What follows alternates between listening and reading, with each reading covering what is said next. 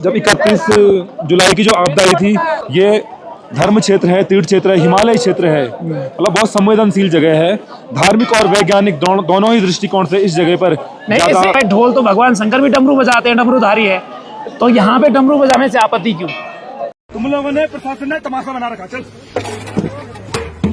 अब ये बजना नहीं चाहिए, मंदिर का ढोल है वो बजेगा सिर्फ, क्योंकि स्थानीय लोग कम से कम 10 पीढ़ियों से इस यात्रा को देख रहे हैं। हम हमारी कम से कम 10 पीढ़ियों का रिकॉर्ड है। तो सेवाल जी, कैसा रहा इस साल का यात्रा का टोटल, क्योंकि अब तो मात्र 10 दिन बचे हुए भगवान भोलेनाथ के कपाट बंद होने में।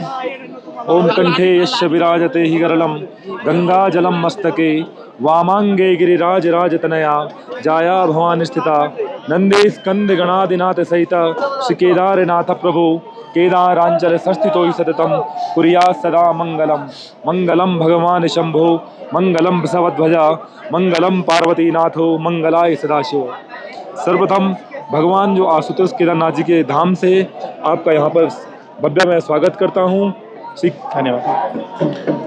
जो वर्ष 2024 की यात्रा रही, कई मायनों में इसने कई इतिहास भी रचे हैं, लेकिन इस बार जो मौसम की विपरीत परिस्थितियां रही, जिनसे प्रशासन और सरकार को मैं बोलूँगा बखूबी सरकार ने तैयारी रखी। और एक बार जब 31 जुलाई की जो आपदा आई थी, उसके बाद यात्रा पुनः सुचारू रूप से चालू हुई।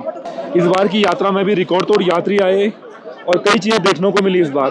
जैसे शुरू में आपने एक प्रकरण देखा हुआ जून में जो ढोल प्रकरण हुआ था, तो मैं जो यहाँ पे यात्री आते हैं, जो भी श्रद्धालु आते हैं, मेरा सबसे एक निवेदन रहता है, ये धर्म क्षेत्र है, तीर्थ क्षेत्र है, हिमालय क्षेत्र है, मतलब बहुत संवेदनशील जगह है। धार्मिक और वैज्ञानिक दोनों ही दृष्टिकोण से इस जगह पर नहीं, इससे पहले आप अपनी बात रखें। वो वीडियो आपका बड़ा वायरल हुआ था और अलग अलग न्यूज चैनलों पे वो चला था, और लोगों ने उसमें जो लोगों के कमेंट देखे, हमने लोगों के वीडियोस देखे, लोग ये कहते हैं भाई ढोल तो भगवान शंकर भी डमरू बजाते हैं, डमरूधारी है, तो यहाँ पे डमरू बजाने से आपत्ति क्यों? देखिए, आपत्ति सबसे पहली बात मैंने बताया ना, वैज्ञानिक और धार्मिक दृष्टिकोण दोनों ही, अगर दोनों हम दृष्टिकोण से, ये ग्लेशियर पॉइंट है जी। केदार का अर्थ ही दलदल होता है जी। पुराणों में, केदार खंड में, शिव पुराण में इस जगह का वर्णन है।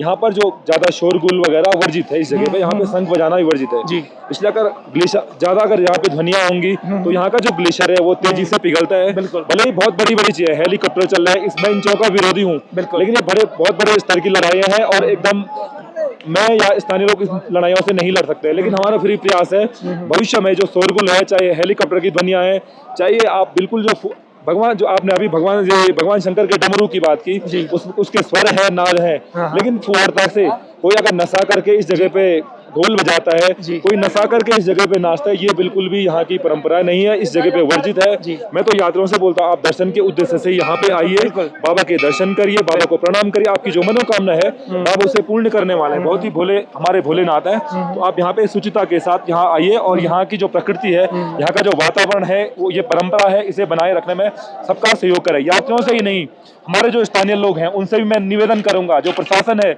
उनसे मेरा निवेदन है, इस जगह शुचिता, इस धाम की शुचिता बनाने के लिए हम लोगों का विशेष जोर होना चाहिए, तो सबसे निवेदन है मेरा।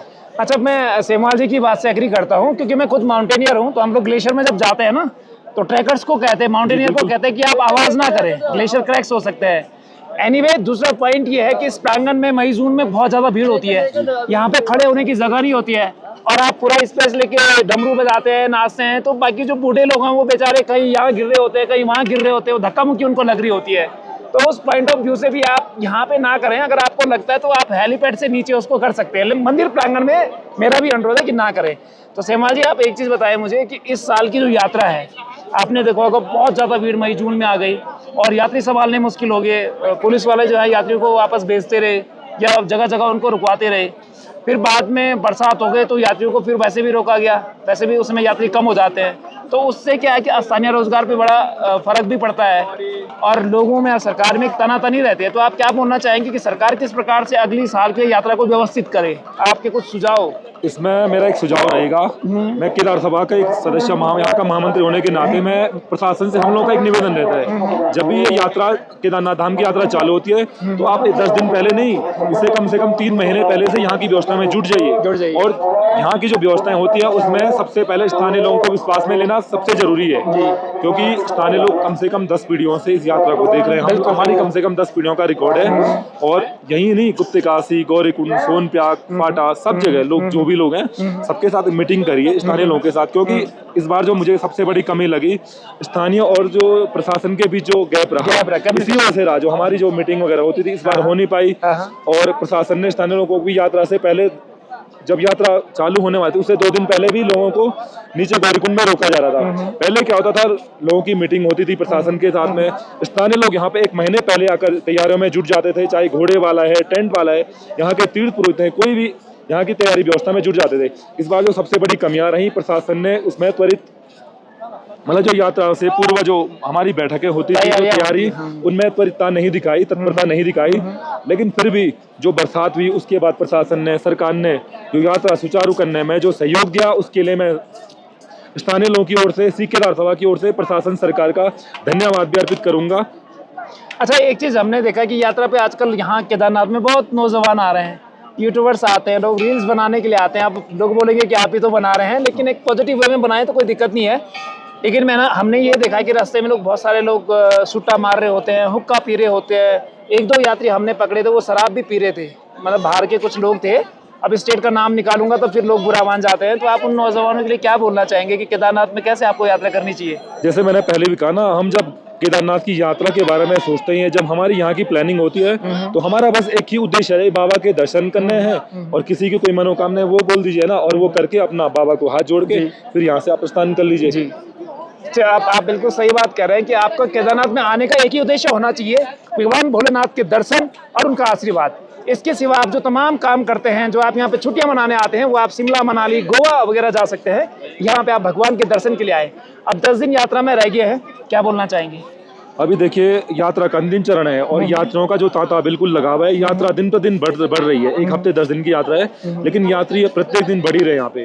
तो अभी बहुत ज़्यादा यहाँ पे स्थिति सामान्य है। तो जो यात्री आ रहे हैं उनसे निवेदन है, और अपने लोगों से भी निवेदन है, स्थानीय लोगों से, प्रशासन से, यहाँ पे कोई ऐसी अव्यवस्था न हो। और सबसे यही निवेदन है, इस धाम की परंपराएं, सुचिताएं बनी रहे। जय बाबा केदार। बहुत बहुत धन्यवाद। तो ये थे हमारे साथ में केदार सभा के महामंत्री अंकित सेमवाल जी।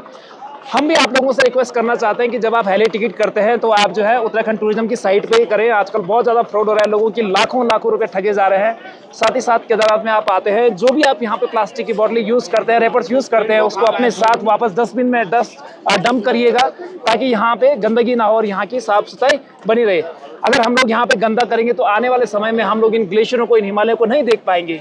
और वैसे भी आपको पता है कि जो जगह दूषित हो जा रही है वहाँ पे भगवान रहते नहीं है। तो हमारा कर्तव्य है कि हम यहाँ पे साफ सफाई रखें और साथ ही साथ कोई नशा इत्यादि चीजें ना करें। बहुत बहुत धन्यवाद सेमवाल जी। आपका भी बहुत बहुत धन्यवाद। जय श्री केदार।